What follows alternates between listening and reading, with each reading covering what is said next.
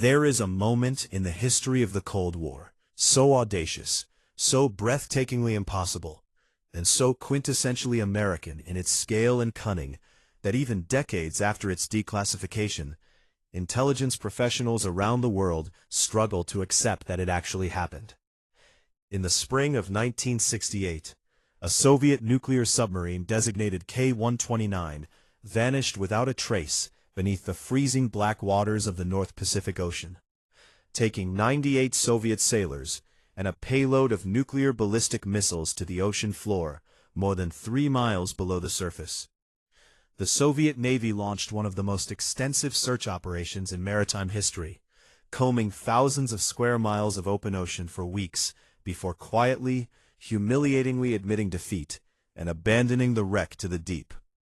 What happened next belongs not in a history textbook, but in the pages of the most extraordinary spy novel ever written, except that every single detail is true, documented, and a direct product of the relentless American genius for doing what the entire world insists cannot be done.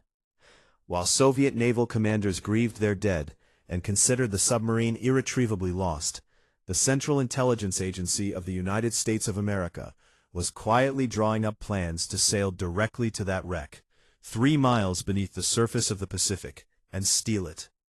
Not just study it from a distance, not photograph it with a drone.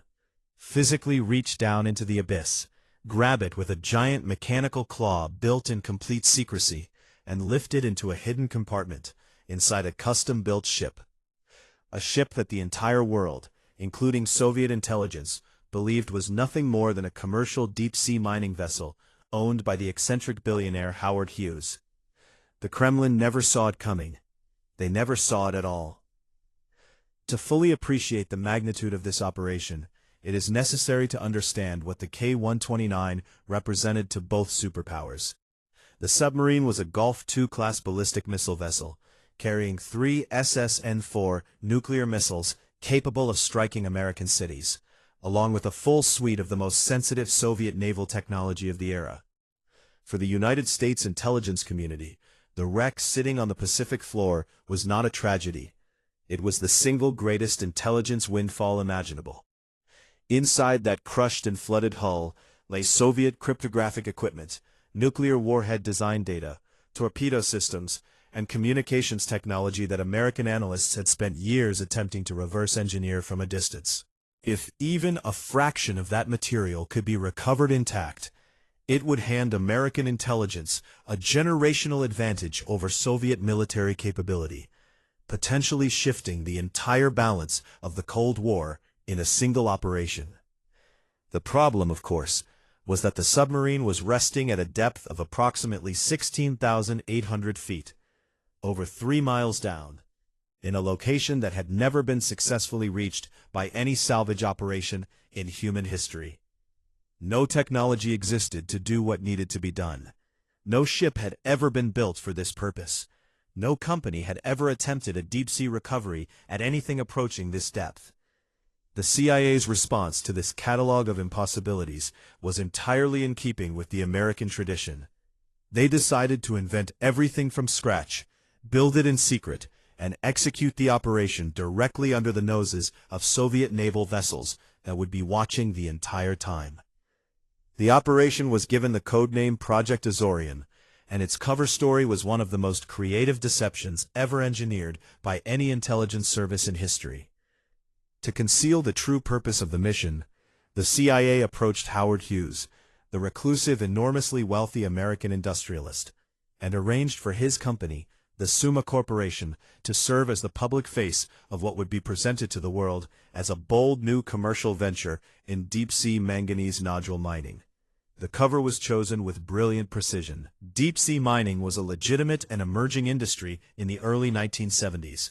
The technology required for it was genuinely exotic and poorly understood by the general public, and the involvement of Howard Hughes, a man famous for his eccentric, secretive business ventures, made the entire enterprise seem entirely plausible without inviting further scrutiny. A ship was commissioned, designed from the keel up in complete secrecy to serve the actual mission, and christened the Hughes Glomar Explorer.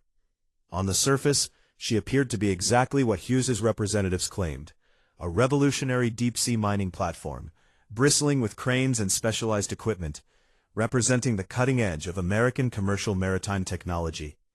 Beneath that cover, she was something the world had never seen, a purpose-built intelligence vessel containing a massive hidden internal chamber, called the Moon Pool, through which an enormous mechanical claw system, known as the Clementine capture vehicle, could be lowered on a steel pipe string nearly 3 miles to the ocean floor. The entire ship had been designed around a single, almost unthinkable task: to grab a broken Soviet submarine in the dark, at crushing depth, and bring it home. The engineering challenges involved in constructing both the ship and the capture system bordered on the supernatural.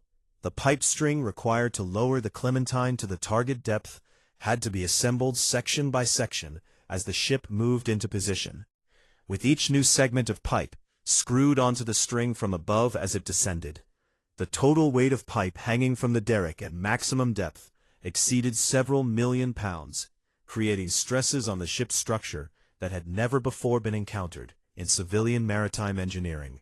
The capture vehicle itself, a massive claw-like contraption designed to gently envelop the submarine's broken hull, had to be engineered to operate with delicate precision in total darkness, at pressures that would instantly crush an unprotected human body, guided only by sonar and a limited array of cameras that struggled to function at such extreme depths. The crew of the Glomar Explorer, many of whom believed they were genuinely working on a commercial mining operation, had to be trained to operate equipment that had never been tested at anywhere near operational depth. The men who knew the full truth of what they were doing worked under a security classification so extreme that they were forbidden from discussing the mission with their own families, carrying the secret of Project Azorian through years of development, construction, and ultimately the operation itself.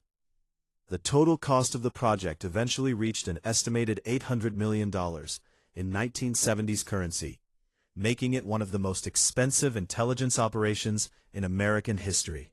And still, they pressed forward, because the prize waiting on the ocean floor was worth every dollar and every impossible engineering problem. In the summer of 1974, the Hughes Glomar Explorers sailed to the target location in the Pacific, and the operation began. Soviet naval vessels, suspicious of any American activity in the area, dispatched ships to observe the Glomar Explorer directly, watching from uncomfortably close range as the American crew went about their elaborate performance of commercial mining operations. The CIA officers aboard never flinched. The cover held with extraordinary discipline. Day after day, with Soviet eyes watching from the deck of a nearby vessel, the crew of the Glomar Explorer conducted their public-facing mining routines while deep in the classified sections of the ship, the true operation was underway. The pipe string descending section by painstaking section toward the broken hull of K-129, 3 miles below. When the Clementine capture vehicle finally made contact with the submarine wreck, the tension aboard the ship was indescribable. Controllers guided the claw into position around the hull, using sonar data and the grainy images transmitted by deep-sea cameras, working with the knowledge that a single catastrophic failure of the pipe string or the capture vehicle would not only end the mission, but potentially expose the entire operation to the watching Soviet vessels overhead. Then they began to lift. What happened next was both a triumph and a heartbreak in equal measure, and it encapsulates the brutal reality of operations that push the very boundaries of human capability. As the Clementine began its agonizingly slow ascent from the ocean floor, the pipe string, bearing the weight of the submarine, a weight that tested every calculation the engineers had made, began to fail. Several of the capture vehicle's arms broke under the catastrophic stress of lifting a waterlogged, partially imploded submarine from that depth, and a significant portion of the K-129 broke away and fell back to the ocean floor. The CIA recovered approximately 38 feet of the submarine's forward section, a fragment compared to the complete hull they had designed the entire operation to retrieve. Inside that fragment, however, they found the remains of 6 Soviet sailors, 2 nuclear torpedoes, and a collection of technical and cryptographic materials whose intelligence value remains classified to this day. The 6 Soviet crewmen were given a formal burial at sea by the CIA, conducted with full military honors, in a ceremony that was secretly filmed. Years later, after the Cold War ended, the United States provided a copy of that burial footage to the Russian government as a gesture of respect to the families of the men who had died. The Soviet Union never learned the full truth of what had happened during the summer of 1974. When fragments of the story leaked to the American press in 1975, through a Los Angeles Times reporter who had obtained a partial account of the operation, the CIA successfully negotiated with most major news organizations to suppress the story on national security grounds, though not all complied. The Kremlin, confronted with fragmentary and confusing reports about what the Glomar explorer had been doing above the grave of their submarine, launched an urgent intelligence investigation that ultimately confirmed their worst suspicions, but too late to intervene, and with no ability to fully determine how much had actually been recovered. Soviet naval officers who studied the operation in the years that followed described it in their internal assessments with a mixture of fury and reluctant, grudging admiration. They had written off the K-129 as an irretrievable loss, resting safely in the permanent darkness of the Pacific Deep, and the Americans had simply decided that 3 miles of ocean was not a sufficient obstacle. They had built an entirely new class of ship, developed entirely new engineering technology, created one of the most elaborate cover stories in intelligence history, and executed the operation directly under Soviet observation. The sheer audacity of the conception, the industrial commitment required to build the tools from nothing, and the operational discipline to maintain the cover for years, it was by any measure a monument to what American ingenuity produces when it is pointed at a problem and told that failure is not acceptable. Project Azorian is not a story about weapons or battles or the thunder of artillery. It is a story about the American capacity to dream at a scale that the rest of the world considers insane, to commit the resources and the talent to make that dream real, and to execute it with a coolness and a confidence that leaves adversaries staring in disbelief at what just happened. The Soviet Union built nuclear submarines and trusted the ocean to guard their secrets. The United States built a ship to reach through 3 miles of water and take those secrets back.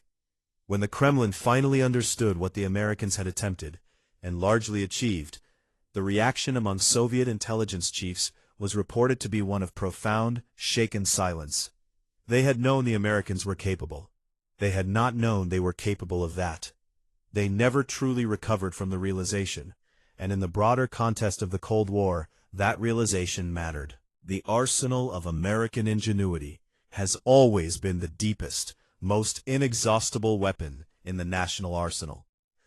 Project Azorian proved it could reach anywhere, even to the bottom of the sea.